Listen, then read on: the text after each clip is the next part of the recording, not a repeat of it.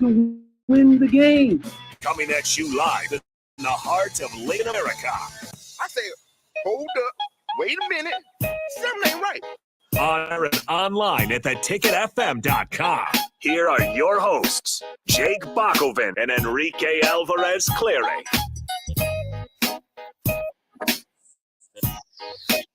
We are back for another week of the Water Cooler, and a great week because now we know the Super Bowl matchup, and maybe we can have our little own discussion here on if the AFC or the NFC is better, because I think that was a fantastic playoff run. Now, it wasn't like last year where every game was like really close, and you know, so that one was better, but I did feel like by the end of the playoffs, we kind of knew, like, I think we got the right teams, right? There's sometimes there's like a major upset or like, maybe this team was the best, but I kind of feel like you had the best teams. Now, 49ers fans might say, well, what are you talking about? We had 4 quarterbacks, you know, somebody go out, we couldn't even play that game. Well, that's exactly why you're not there now.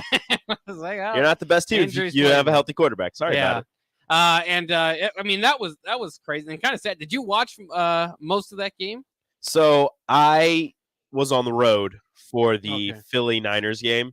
So I was, getting the updates, and I've seen a couple highlights here and there, but it seems as if I didn't really miss much, though, considering it was, 31-7? Well, it was just kind of sad because, like, I did see that. I saw the stats, and I figured that Brock Purdy must have gotten hurt pretty early in the game, considering he only had 3 pass attempts when I looked at it. He was 3 for 3 for, like, 20-some yards, and I was like, okay, that kind of sucks because they're running with Josh Johnson at quarterback, and then maybe he got hurt at some point also. Sue knocked him out of the game. Okay, so he got hurt at some point in that game as well, and then I heard that they put Purdy back in, but all he could do is hand it off, and then McCaffrey was in at quarterback? They eventually did try McCaffrey. So Brock Purdy, the only pass he threw, I think, once he got back into the game was a screen pass. Like his elbow got injured, so he just couldn't, like, sling it. Yeah. And then Johnson went out with a concussion, so they were just down to, like, other skill position players to play quarterback, or they could throw Brock Purdy out there. And I almost thought, like, because that was the sad part, is they're like down, 3 scores middle third quarter, whatever, and they're just running the ball. And I know they're traditionally a running team, but at that same time, like, you need to pass. Yeah, and if you're the Eagles, you just load up the box. Like, oh yeah, all right, we're gonna go man coverage because they're not gonna throw it very deep. So it's just a lot of lack of explosive plays there, obviously from the 49ers side, and it was just kind of sad. I mean, if you're a 49ers fan, for that, be the way that your season shakes up. But I mean, a season full of quarterback injuries that led you to Brock Purdy, maybe it is somewhat ironic, or kind of goes a full circle, and then you lose 2 more quarterbacks in that game. And so I mean, there is that. And I guess when you kind of first think about the Eagles, is this a team? I'm trying to kind of figure it out. Is this a team that you feel has just one of the best rosters in the league? Do you feel like Jalen Hurts is for real, like, the guy for the next, not for the Eagles, but I'm saying, is he like one of the premier quarterbacks now in the league for moving forward? Or do you think that Nick Sirianni should just get a lot more credit? Maybe he's a big upcoming comer in the coaching profession. It's kind of weird because, I'm trying to figure out if it's like the Eagles are going to be here to stay with Sirianni and Hurts, or if this is kind of one of those Carolina Panthers, everything just kind of worked. Cam Newton, that year was just kind of special for him. No, I think it's a mixture of Jalen Hurts and this Eagles roster, and Nick Sirianni being an up-and-comer in the coaching ranks, because they made that massive trade, which is still a head-scratcher, to bring in A.J. Brown and get the Eagles 2 number 1 receivers with Devonta Smith and A.J. Brown, and that just really helped with the evolution of Jalen Hurts to you kind of got back to what he was at Alabama and the 1 year at Oklahoma, where you surround a talented quarterback with even more talent, and you're able to see exactly what he can do, because he's able to show you what he can do with his legs, but also he's an amazing pocket passer, and his accuracy is pinpointed in some instances, where I mean, before that draft, I wanted Jalen Hurts on the Patriots. Like, that was the quarterback that I wanted New England to take, and I think he's a fantastic quarterback. I didn't think he had played too well in his first season. He's in his 3rd year, right? I think he's in his 3rd. Like, his first 2 years in Philly, he wasn't playing great, but he wasn't playing terrible. Like, the Eagles were still a really good team, and he was a good quarterback. But this year, I think, is the breakout year for him to show that he belongs in that maybe not the top tier of quarterbacks, the Patrick Mahomes and the Joe. I'm going to put those two because Josh Allen is like up there, but I feel like he's just like half a notch below those two, just because it seems as if he can't quite get it done in the playoffs to get to that Super Bowl, as you've seen Joe Burrow's made it to a Super Bowl already. So I think, Mahomes and Burrow are like that upper echelon of quarterbacks, at least the younger quarterbacks. And then I would put Jalen Hurts down there, although he's lacking an MVP. Now that he's made it to the Super Bowl and he's led this extremely talented Eagles roster to the promised land, to a Super Bowl. I think he's up there close to that upper echelon of quarterbacks. And Sirianni being able to take this roster, although it is supremely talented, being able to handle all of the egos and the emotions and just the city of Philadelphia and take this team to where they need to do. And then, dealing with 2 games with Gardner Minshew at quarterback because Jalen Hurts got hurt, and being able to bring him back, rehab process, whatever he had to go through, bring him back and still make the playoff run is extremely impressive. So I think it's a mixture of both. Hurts and this Eagles roster kind of becoming maybe one of the future teams in the NFL to look out for, and Sirianni kind of establishing himself as one of the hot young coaches. Yeah, I'm interested too in like your own feelings for the Super Bowl, because for me, I don't know why, and I watched the game with a couple Eagles fans. So I'm not saying anything against them. I'm happy for them, but I just find myself like I used to like. I was like really happy for them when they had like the Nick Foles, like they got their first Super Bowl and it was a big deal.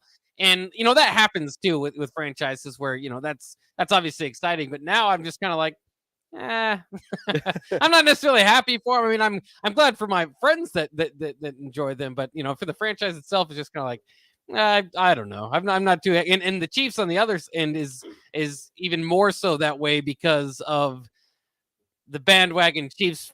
In this area, localized. The teams close to this area, when they get good, all of a sudden you see the fans coming out of the woodwork. I totally understand. When the Royals made their move, when the Cubs made their run, everything. When the Broncos were good, you had a million Broncos fans. Now they're nowhere to be found outside of Chris Raff. And then the Chiefs make their run, and there were always fans of those teams in this area, but you never heard anything from them. And then they get good and they're making the run. And I mean, it's understandable. Your team's good. You want to brag about it.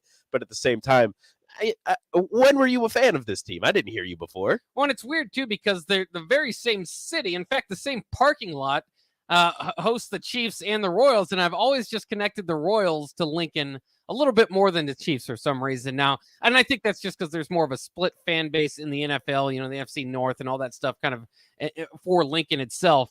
But you're right. Since the Chiefs has become really good, then all of a sudden Lincoln feels like a Chiefs city. Just because you can't go to Hy-Vee without seeing a box of cereal with Patrick Mahomes on Travis there. Kelce and Patrick Mahomes. They're all over the Hy-Vee commercials. It's just kind of the thing that they do now. So yeah, no, it's I agree with you. I didn't really care for either NFC team. In the AFC, I would have been fine if either team made it, but my wife's a Chiefs fan, so obviously I'm happy that the Chiefs made the Super Bowl. But in the NFC, Philadelphia, they're one of those teams where you either love them or you hate them. Yeah. There's no, oh yeah, I'm glad Philly made. No, you're not. You either love them or you hate them. And I fall on the hate side. I don't really care for Philadelphia really at all. I love Jalen Hurts. I don't really care for Philadelphia. So it's going to be weird if they end up winning, because just like last time, except last time they played my Patriots and that was just heartbreaking. But it's one of those things where the city of Philadelphia is going to go wild, and it's kind of funny to watch the fans and they're just one of those teams, one of those fan bases, one of those cities where if they win something, they go absolutely crazy. I mean, maybe somebody will eat some horse poop again. I don't know. Yeah, I mean, that was Philadelphia last time, wasn't it? Yeah, it was. Yeah, they beat the Patriots, and it was on video. Somebody was eating horse poop. Yeah, I mean that's a crowd that'll throw snowballs at Santa Claus. I mean, it's a wild crowd. And so the city of brotherly love has like zero love for their sports teams if they mess up. Yeah, it's amazing to watch, and it's weird because as you say that, I understand that's where most people are.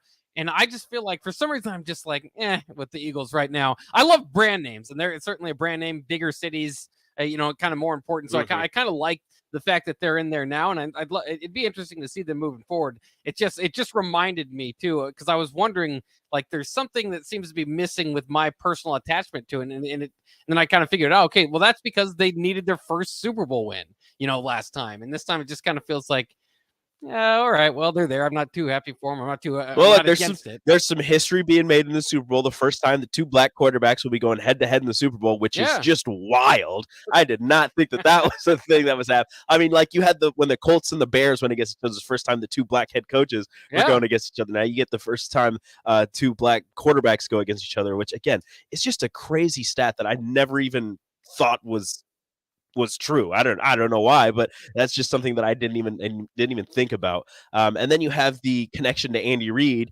taking the Eagles to a Super Bowl, not winning a Super Bowl in Philadelphia, and then going to Kansas City, it was third Super Bowl in 4 years.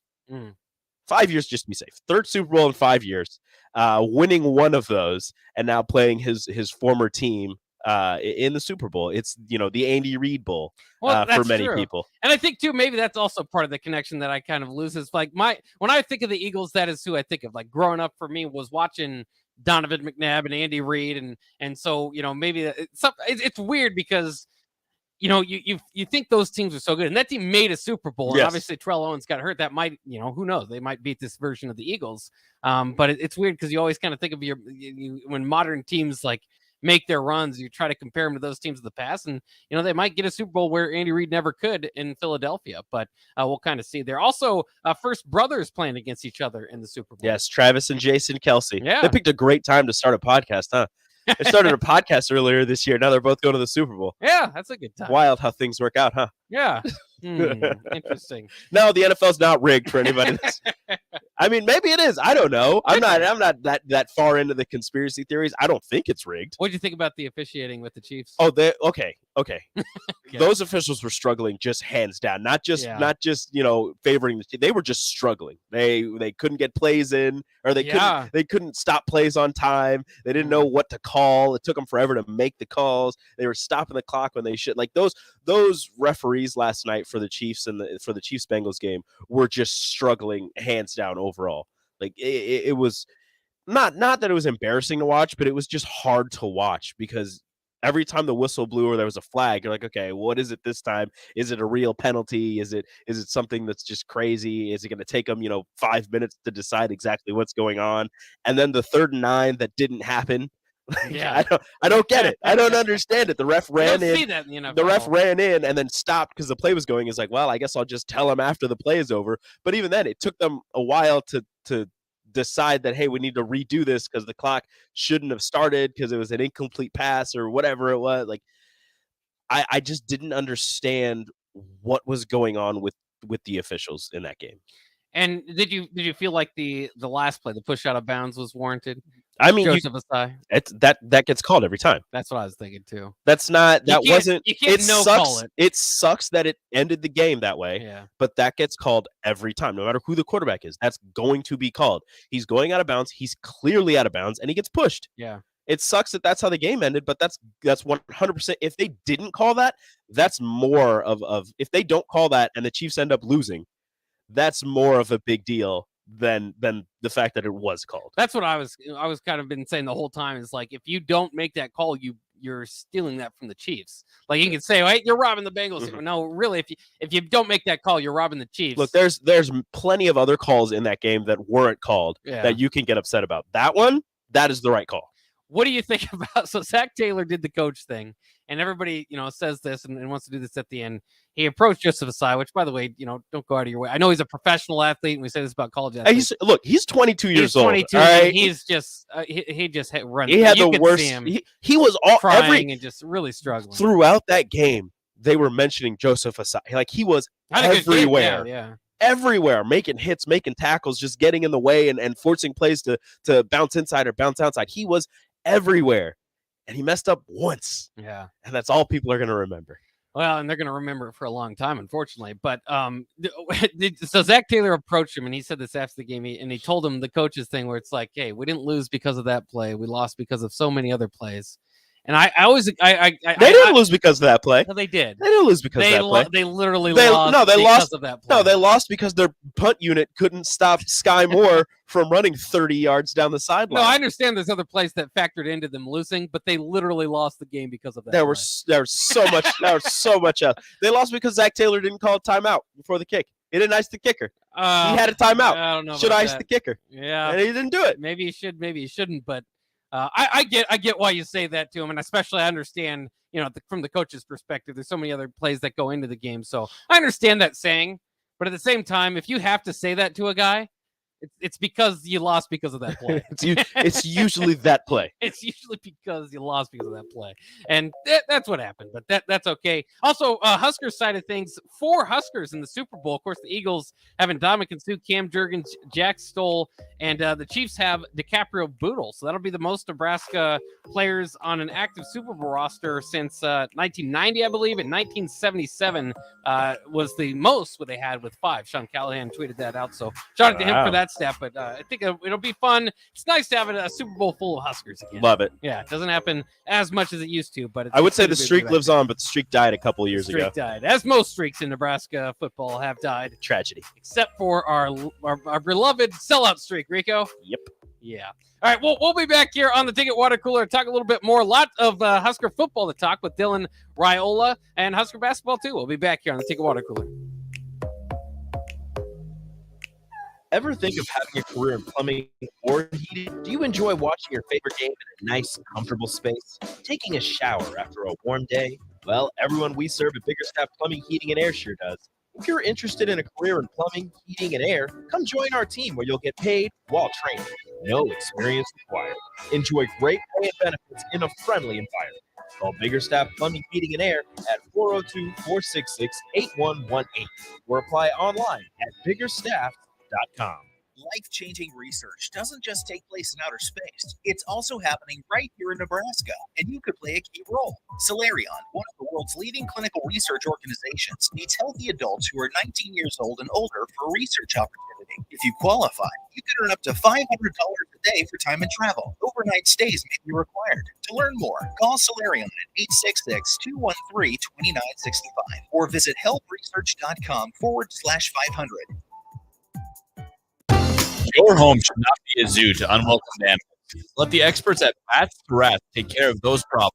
Dane has been a leader in wildlife and pest management and prevention in Lincoln and the surrounding area for 15 years. He can help you get rid of bats, rodents, and anything else. Whether it's residential or commercial buildings, schools, apartments, or churches, we're always a phone call away. Call today at 402-310-0904 or visit batstoRats.com. Bats to Rats Wildlife Control and Prevention.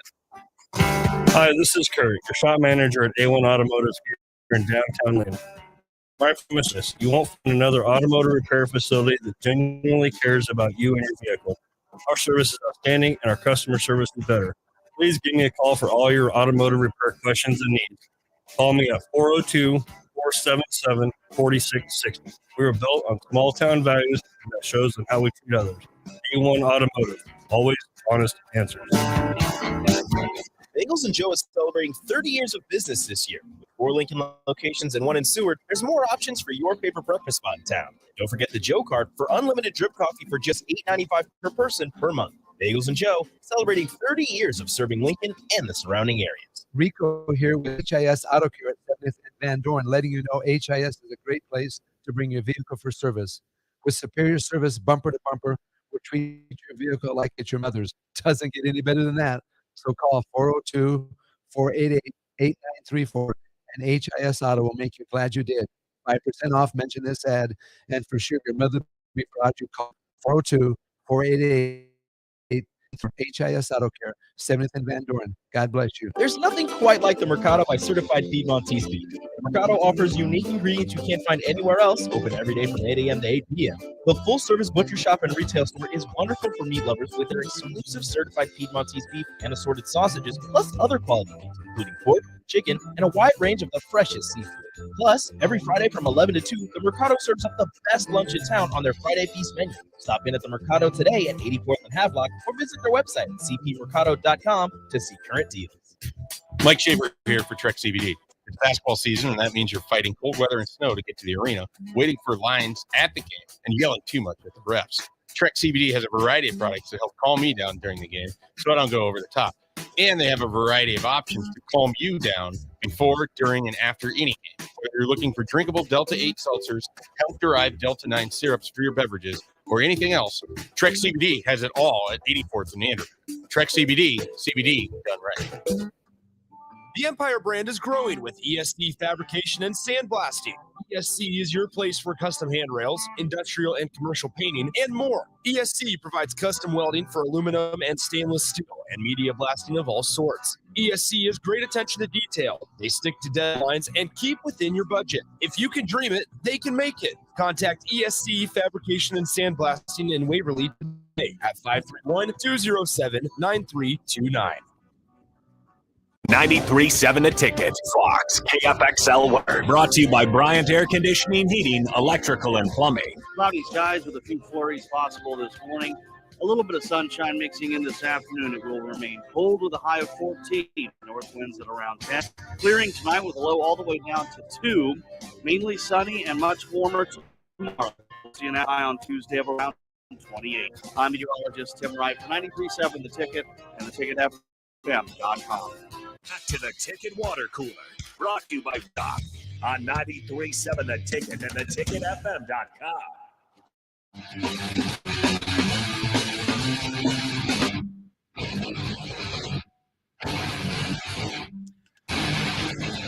Wow. I don't know what was going on there, Rico, but you were invisible for a second. Was on I? The stream. Awesome. We're going to have to go back and see what happened there. I'm really good at what I do.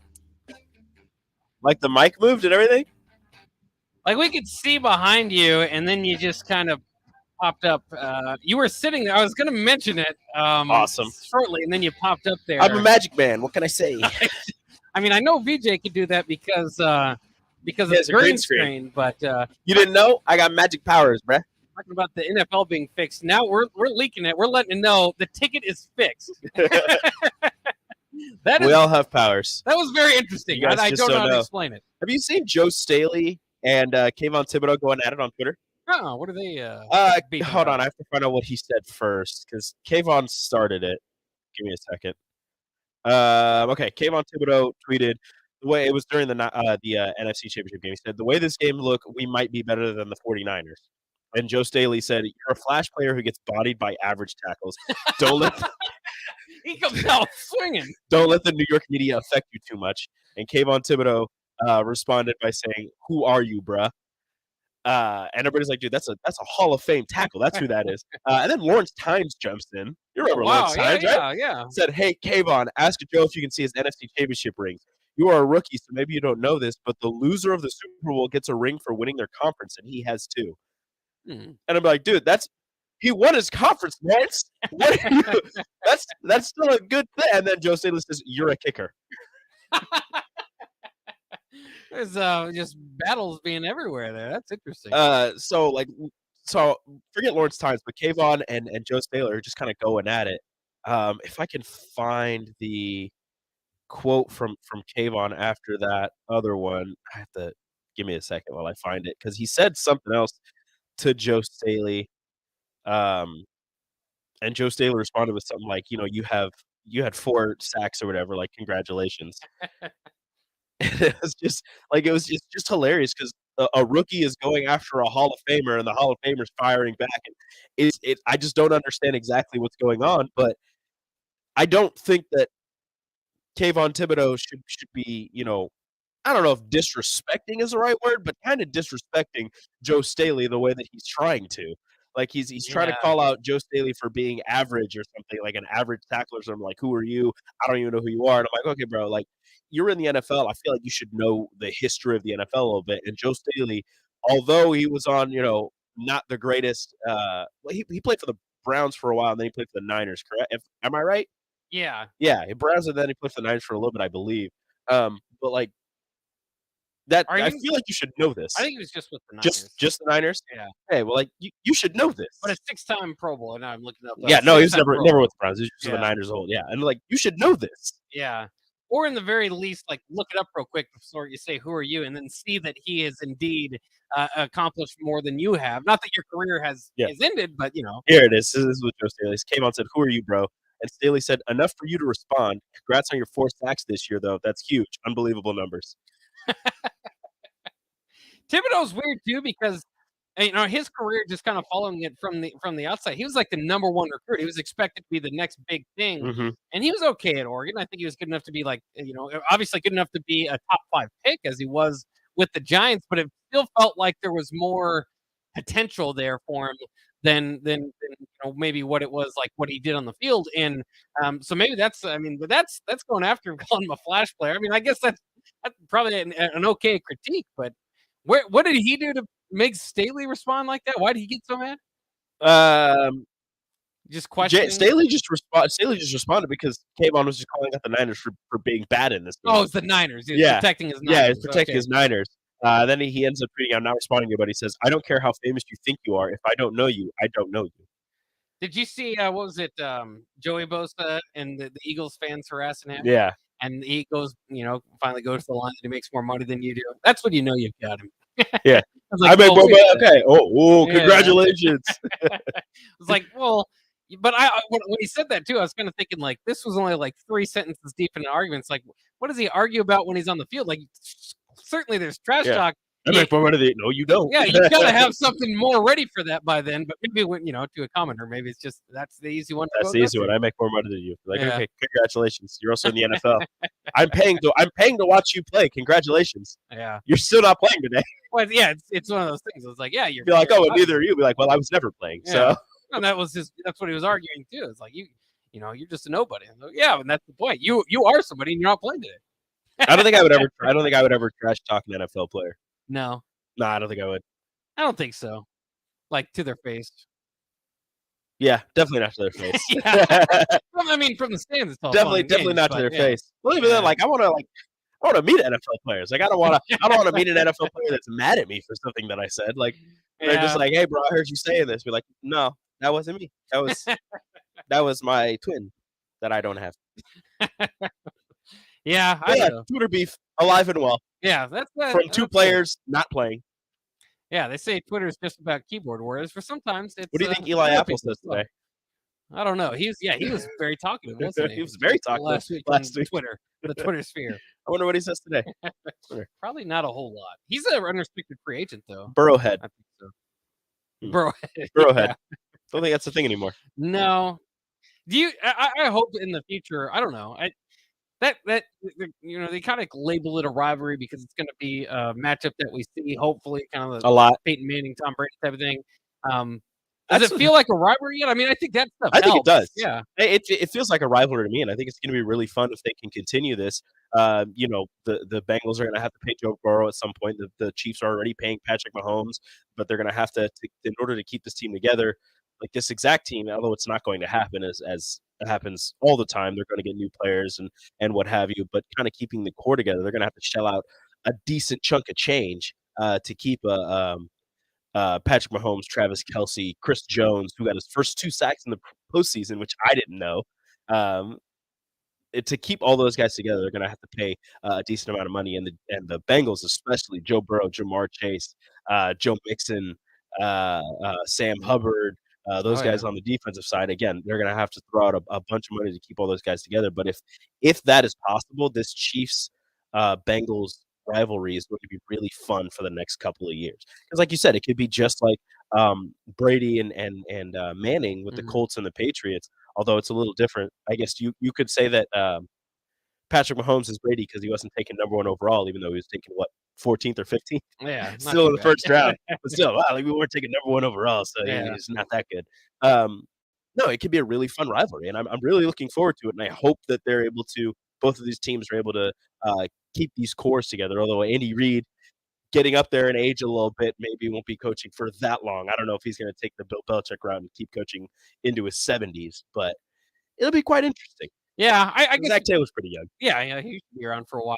I just kind of think, it's just one of those things. It's kind of like Michigan football. like when Nebraska was going to be in the Legends division with them, it's like, oh, great, we can start a rivalry with Michigan, except for they already have Ohio State and Michigan State and Notre Dame. And that's kind of what I'm thinking with Cincinnati. It's just kind of like, well, maybe they can have a rivalry, but they're not ever going to be like the Bengals Ravens or the Bengals Steelers rivalry. No. Well, I mean, the Chiefs, it's not going to be like Chiefs Raiders or Chiefs Broncos. Yeah. But it's an out of division rivalry.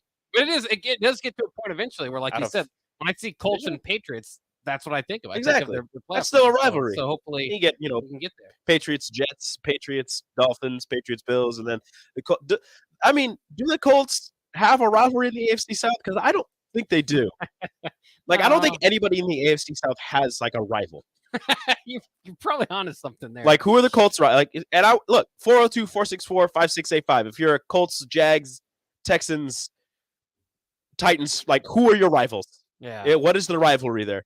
Because for a second, you were thinking Chiefs Titans. Because they were just contrasting styles. The Titans are just going to ground and pound and play some hard defense, and the Chiefs are air raid, and they're going to score a bunch of points. And they met up in the playoffs like twice these last couple of years, 3 times, whatever it is. And it's like, okay, this is going to be really fun. But now it's like, oh no. It's the Bengals now. Yeah, and the Bills will definitely have something to say about it. I'm looking forward to the AFC. Do you feel like you have an vetted or like you have like obviously we'll wait till the Super Bowl to see if you see that team winner? Is that going to be okay? The NFC was better or the AFC was better this year? Because I think that was just pretty balanced altogether in this league. That's why I thought about the Final Four was just like I can't predict who's going to win. I mean, I can predict who's going to win, but either I'm not going to be shocked by the results no matter what because these teams are good. I would have been shocked if the Niners won. If Brock Purdy stays healthy, I wouldn't have been. I still would have been shocked. I don't. It's third string rookie quarterback taking his team to the Super Bowl. I would have been shocked just because I think the Eagles were far and away the best team in the NFC this year. In the AFC, it was wide open. You had your top 3 in your Chiefs, Bengals, and Browns, but there were some pretty solid Bills. My bad. Browns fans, thank you for my bad. Throwing them out You're there. welcome. I just gave you that to you for like half a second. Sorry, my bad. Those were your top 3 easily. But the AFC was pretty well balanced this season. But no matter who wins this one, I don't think it's going to be, the AFC or the NFC was better. It's just hoping for a really competitive, really close game. 3764 says, Titans, Texans. Who's the true Houston franchise? That's the rivalry there. I mean, I guess. I don't see it that way, but sure. I mean, it's a nice little storyline as a part of it, but not going to lie. I wouldn't watch that game. Rivalries usually draw you in. No, not until CJ Stroud gets there. I'm not too interested in that one. Yeah, then I'm interested. CJ Stroud, of course. All right, let's take a quick break. We'll wrap things up, get to more Husker football and basketball talk here on the Ticket Water Cooler on 93.7 The Ticket.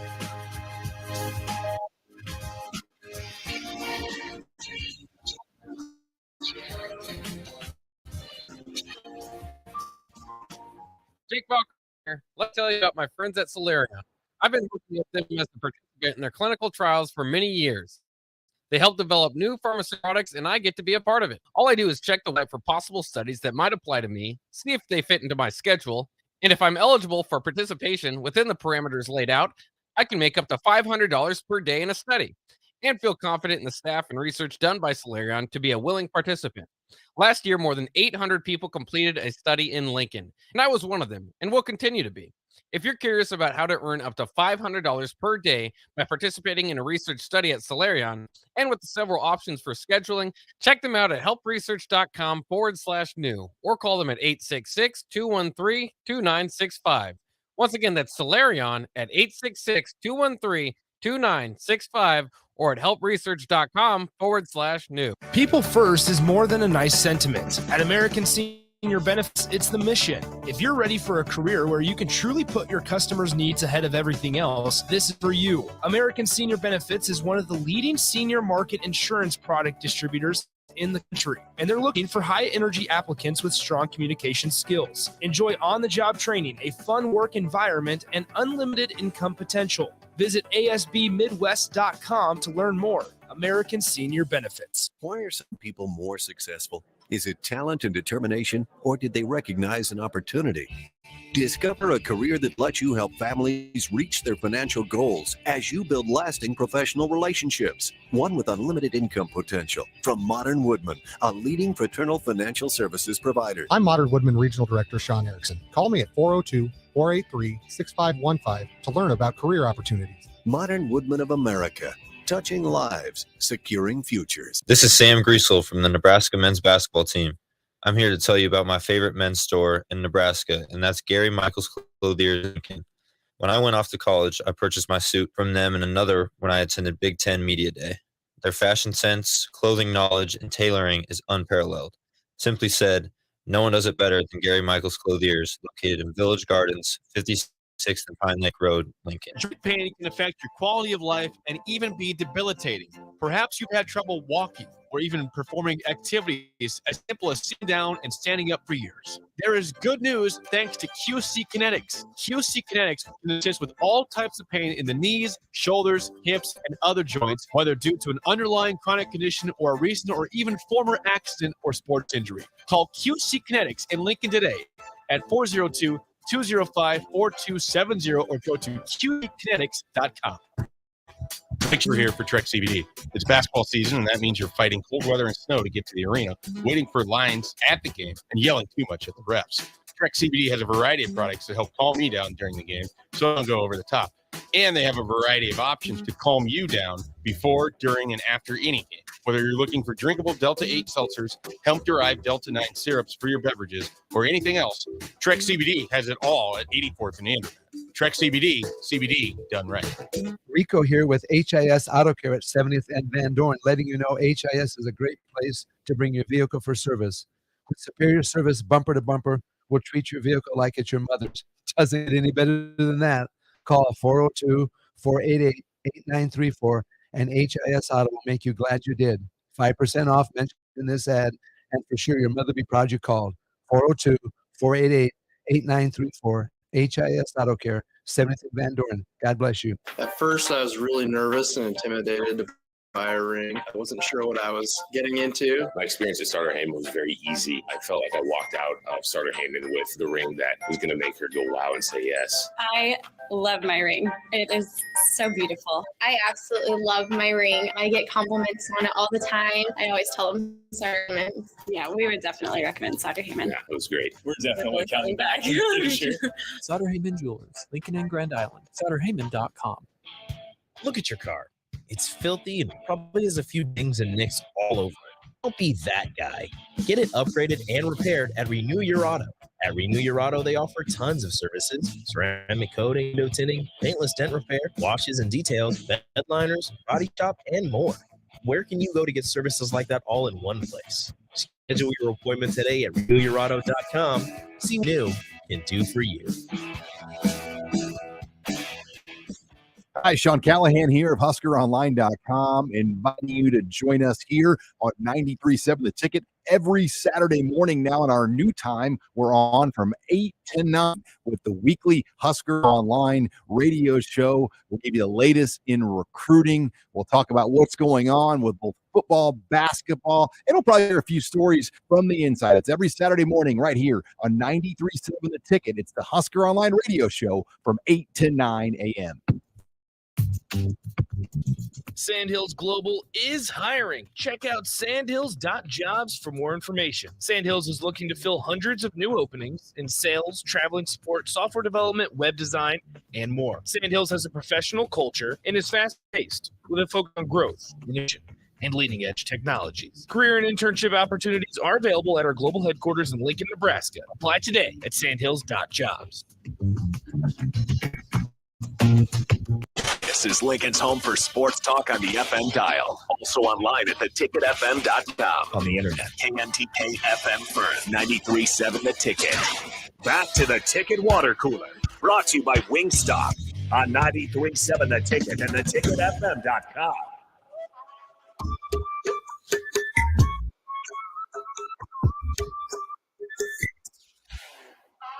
We're back here on the Ticket Water Cooler. It's time for the crossover, and Nick is out doing some good work for the station. This is a press conference, so we have Austin jump in. Austin, how's your weekend? I should say. Oh, just turn your mic on now. That'd be a good idea. Hey, there you go. Yeah, it was a weekend. Yeah. Came and went. Life was working, so I chilled at home, got some chores done, and coached a basketball game last night. Can't complain. Did you win? We did not win because I'm a loser. You're the CJ Stroud of coaches. This wasn't postseason though. You get all this, you win all these games, but you can't win the big ones. They're all big ones. So. They're all big ones. All Got big it. ones. Oh, well, then you just can't win. Oh, It's true. I don't even know if you're CJ Stroud. Are there games that you walk away and think, you know what, that was the coaching error, and then other games where you go, we didn't have that one? I don't want to blame the kids. They're middle school. They're still learning. But sometimes when you don't catch the ball, it makes it hard to do anything. So I don't know how they're going to coach better catching necessarily. Yeah. So, yeah, I mean, there's always stuff I would do differently in retrospect. Yeah, I would think that it's always the coach's fault. Yeah. It's never the player's fault. I'm the one that's got to answer the questions. It reflects on me. Yeah. So. How was the press conference? Yeah, I was a post-game press. Those parents are brutal. I tell you. They're done for you. Mike's in your face. So, why would you do this? Luckily, no playing time questions. So, Oh, yeah. got that part. I say your joke about the parents being brutal, but sometimes they really are. Yeah, no, the parents have been great. I appreciate it. Yeah. Let's jump into this because I wanted to get your guys' thoughts on this, and you know, it's kind of become, like I said, it's an elephant in the room. You either address or you just look the other way. But what does Hoiberg need to do here as the season wraps up? It's a tall task, regardless of what you're asking for him. But at least the way I see it, his kind of 4-year stint, the numbers starting to add up against him, and it's going to be. I think it's going to be a decision time, almost regardless for Trev. What do you think puts Fred in the right side of the decision moving forward? Is it a number of games? Is it how the team looks? Is it how many people are showing up to Pinnacle Bank Arena? What's the biggest thing that you guys are looking out for as Nebraska still has 9 games to go? And I don't want to say giving up on the season or anything like that from the Nebraska fan standpoint, but the ceiling seems to have dropped quite a bit. Yeah, the tough thing that Trev's going to have to balance is this team looked like they were going to, be pretty good towards the end of this season if they would have kept their core together. But then you lose Juwan Gary. You still feel like you have a decent chance to win a couple of games, to sneak some more games. Then you lose Emmanuel Vanderbilt. You lose your 2 best defenders. And after that, I know that a lot of people want to say, oh, well, it's the coach's job to get the team prepared, and they should have people ready in case these things happen. And I get that. I agree with that.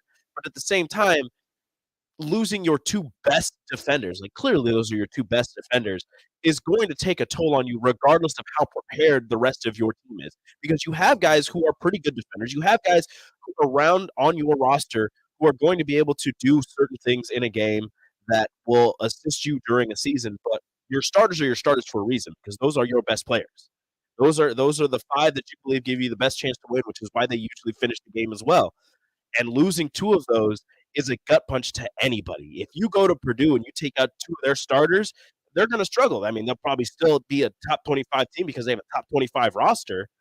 But top 5 coach. Yeah, but when you take a team that's been struggling for years and you finally give them some players in the starting rotation at least that give them a chance to finish with a winning record, and you take 2 of those away, I mean, it's hard, and that's kind of something that Trev's going to have to balance with the fact that, it's been a rough 4 years for Fred Hoiberg in Nebraska basketball. But finally, in a year where they had some hope and they had some light at the end of the tunnel, it's almost as if, halfway through the tunnel, there was an explosion and the tunnel collapsed on itself. It's weird because obviously there's no perfect season.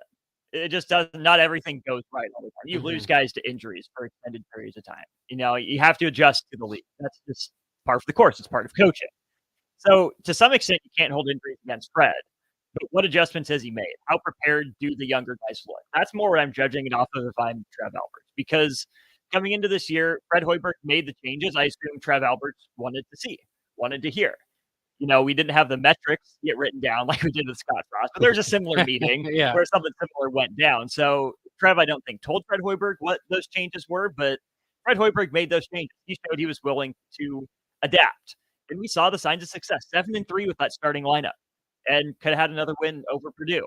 That's a sign of progress. But now you can't throw that out the window, but I think you couple Fred's adaptability, willingness to change, give him one more shot, especially if Lawrence, Dawson, Tominaga, Breidenbach are the reason for success. If you see the Griesel and Walker just carrying this team over the finish line, that's a problem. But if you see the younger guys start to settle in and, hey, with another offseason work, there could be something, I'm willing to let that coach write it out one more year. It's interesting. I think everybody's kind of just have their different opinions. You go through it with our post game show we did. There's a lot of different opinions. Some people already decided. Most people kind of willing and waiting to see kind of what becomes of the rest of the season. But it's certainly interesting in that regard for Nebraska basketball moving forward, which is at least for interest's sake, actually a redeeming quality about this season, because otherwise it might start, kind of losing it from there. But we'll see. I mean, this team, I think part of the problem is these double-digit losses. This is another game against Maryland where you could have tuned out in the middle of the second half, and you would, worse for wear. You got what the game was, and so they've got a pretty big stretch now of games. I think it was their last 7 losses now have been by double digits. They've lost 5 of their last 6. Hopefully, just a tough stretch. Hopefully, just an adjustment. And I think that there's a pretty good possibility this team will look better in a few games after, they can make that adjustment. It's not usually just a snap.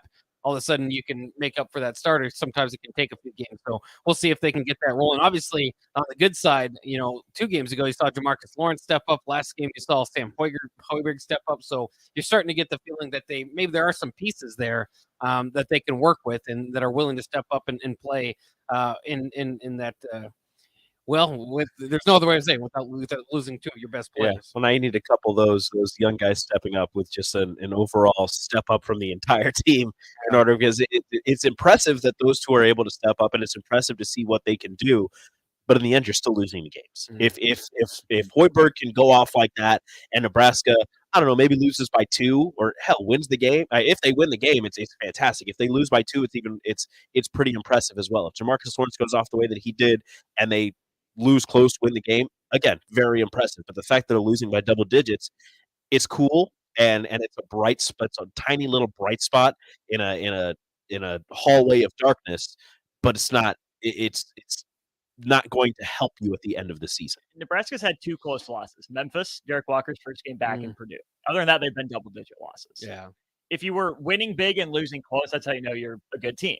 If you were, winning big and losing big, you're an inconsistent team. Losing big but winning close says that's a low ceiling to me for this team. We kind of knew that going in, but you can survive on a season-to-season basis with that. When you look at someone like Sam Hoiberg, on good teams, he's a spark that opens stuff up for someone else. He has that 4-minute stretch where everyone else is cold. They have to pay attention to him, but because of that attention, he gets someone else going. So Sam Hoiberg doesn't have to step up past that point. He was the offense basically all game long. Not a great spot to be. Credit to the kid for doing it. Yeah, that's awesome. It was fun to watch. But 4 for 4, no rim. Right, but if you don't have anyone else step up alongside him, that's the problem. Yeah, we'll see. They get back to it on Tuesday against Illinois, I believe. So we'll follow that along. The other thing I wanted to get to, of course, big recruiting weekend or past week for the Husker recruiting staff as far as Dylan Raiola goes. They sent 9 members of the staff to Arizona to visit with the Raiola family and Dylan Raiola in specific. I wanted to ask you guys this because I've been trying to figure it out. I understand why Nebraska's in the mix, the family connection. I understand why Georgia's in the mix. Obviously, team success, a lot to sell there. USC, Lincoln Riley. If I'm unbiased from anything, I'd send any quarterback there. What's Oregon doing? Is that just the bag, or what is Oregon? They're the cool kids on the block. Is Yeah, it still the cool thing? Yeah, factor, Oregon's cool. Oregon's, year after year, they're 1 loss to Utah away from making the college football playoff. They surround themselves with they're a very talented roster year in and year out. Again, they had a really good year this last year, and it could be a place where, as a quarterback, you can kind of make your own mark. And this is no disrespect to any Oregon quarterbacks of the past. I haven't really been paying that much attention to Oregon. But if you think about Oregon, you think about quarterbacks, I mean, to me, Marcus Mariota is the first team that pops up. If Dylan Raiola can go there and make his own mark, he can become, a legend, at least in the Oregon circles and in college football. He can be, the quarterback synonymous with Oregon for years to come. What disrespect to Darren Thomas, Joey Harrington, Justin Herbert. Well, Marcus Vernon Mariota Adams. Mostly than anybody. Yeah, no, it's Marcus Mariota. How many of them won a Heisman? It's Mariota, but I still like Joey Harrington. He was also in a national championship game. He was. Yeah. They lost to Cam Newton, but And they destroyed Jameis. reigning Heisman winner Jameis, like 59-27 or Exactly. something. That was Mahomes that was almost something. had his Jameis moment last night, where the ball just comes out. He's kind of falling backwards. That was close. Oh yeah. What did you have a what? I guess we've been talking about it all day. Refs, big part of that game or not really? we're gonna talk about that in the first segment. I'm gonna ask you all about sure. that. Yeah. They were noticeable, which is never good, but I Yeah. didn't think there was anything egregious. Yeah. Boy. There's a Boy. teaser. You guys can argue. That's always good. You set the argument off in one show. I get to leave. Exactly. You guys get to start arguing. You're lighting a Another match day. and walking away. Yeah. Then How I just dare go you. listen to a live podcast. It makes it a little more interesting. There you go. That'll wrap it up for the Ticket Water Cooler today. Thanks to Austin for jumping in. Again, he will be on with Rico for the happy hour. That's coming up next year on 93.7 The Ticket. For those of us at the Ticket Water Cooler, we'll see you in the Ticketverse tomorrow, Tuesday. Be there.